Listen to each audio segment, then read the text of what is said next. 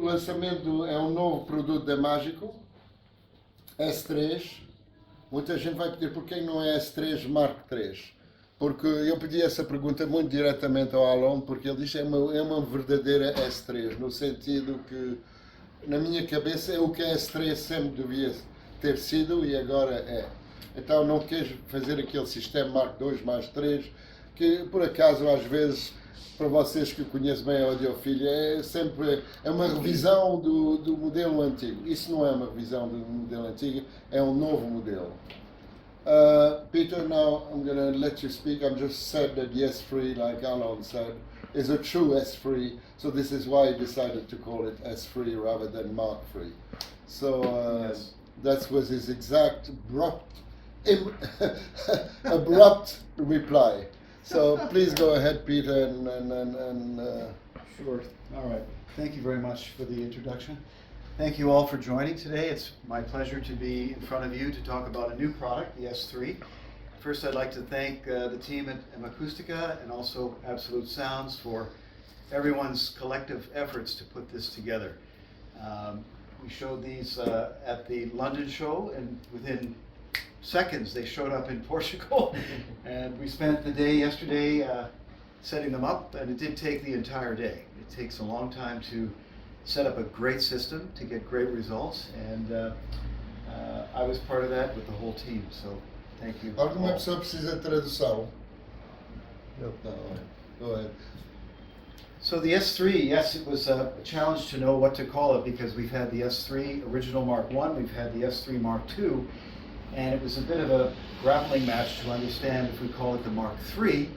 And the struggle point was that this really is an overbuilt S model. I mean, this speaker is the first product offering after the M9. During COVID, where we were shut down for 9 weeks, Alon, in his magical ways, invested in two pieces of equipment, the Klippel near field scanner system and also the Polytech laser vibratron. And these are two very expensive tools that allow us to make yet a better product. It allowed us to finish the M9 with an enclosure design that's the quietest ever in the history of the product developments, and also the new S3 benefits from this greatly, because through the Polytech laser vibratron, we can analyze the entire enclosure to understand all the components of resonance, and using internal bracing and damping, eliminate those resonant points to optimize the output of the transducers themselves. And of course, that's what holds all the music. It's not the enclosure. As you know, Magico uses aluminum for an enclosure. We design sealed enclosure designs, so the benefit of using aluminum is we can machine it to very close tolerances and create a perfect sealed chamber to allow the drivers to operate in. This gives us very accurate and linear bass response. There's nothing wrong with ported designs, but they inherently have a bit of a bump at around 50 hertz in that bass region, and we prefer more linearity and accuracy in the low bass performance. So an all aluminum enclosure, organically shaped, similar to our development in the M series. So much so is that the front baffle is actually machined to a curve with the drivers inset in this machined curved front baffle, and again to enhance the dispersion characteristics of the speaker's performance. At Magico, we design all of our own drivers. So this is a 28 millimeter diamond coated beryllium dome tweeter.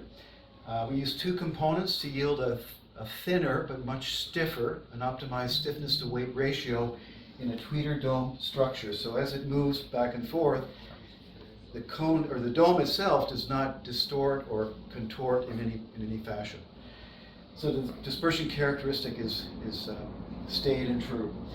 This is Magico's very first 5-inch purpose-built mid-range driver. This is using a very thin layer of carbon material with an inner and outer layer of graphene.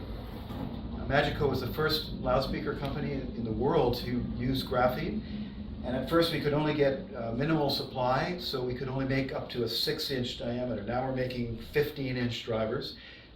after about 4 years of time. But this purpose-built mid-range driver is an incredible project for Magico.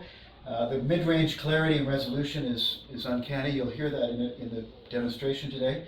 We're using a specially treated foam surround, so the driver is highly compliant.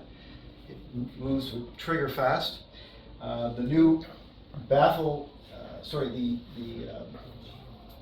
basket behind the driver and motor system is all new. This driver was first featured in the A5, and for the S3 project we developed a completely new basket assembly and motor assembly, so it's much more robust. So although it appears similar to the A5, it's a very different and improved driver design. These are dual 9-inch base drivers, again using graphene with an inner and outer layer of, carbon with an inner and outer layer of graphene. Dual 9-inch drivers, both electrically connected, so we don't use passive radiators at all. They both work with the same frequency. Single input at the back. We've introduced a new 3-point footer. Previous models used a 4-point outrigger. This uses a 3-point outrigger system, which is similar to the M series. And this new footer system is part of the new pod family.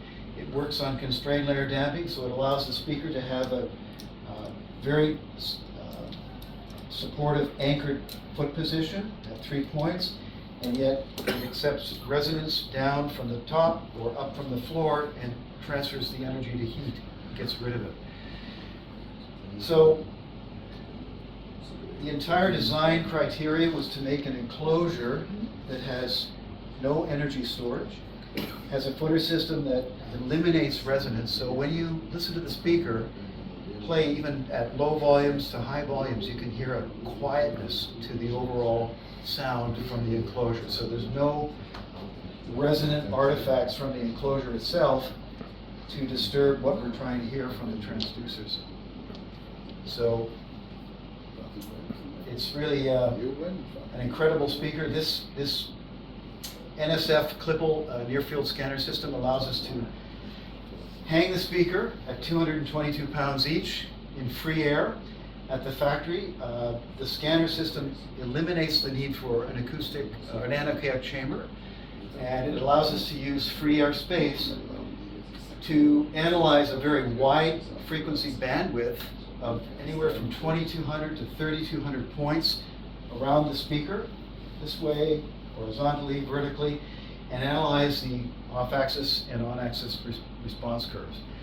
So we've yielded an incredible speaker that gives tremendous sound field, all from a very small footprint. One thing we did was we made the enclosure a little deeper compared to its previous models. We took off the forehead. We made the speaker a little shorter, although the tweeter is at the same height of 39 inches, 40 inches to the seated ear level at the seated position. So very small footprint, but as you'll hear in the demonstration, an incredibly large sound field. And I have my maestro of sound here to my left here. Ricardo will play the next track. I'm the house DJ today for you. Oh, the shark, baby, has such teeth, dear, and it shows them pearly white. Just a jackknife has old MacKay, babe, and it keeps it out of sight. You know when that shark bites with his teeth, babe, scarlet billows start to spread.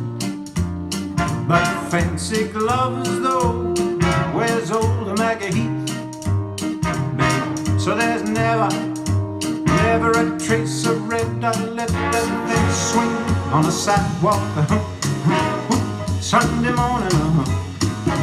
Lies a body just oozing life, and someone sneaking round the corner. Tell me, could that someone be Mac the Knife?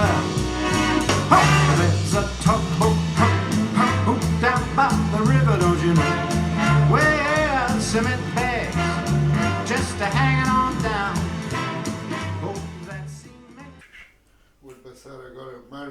tudo muito, mas a gente diz que demonstra que o sistema tem baixo, então vamos lá ver se é verdade.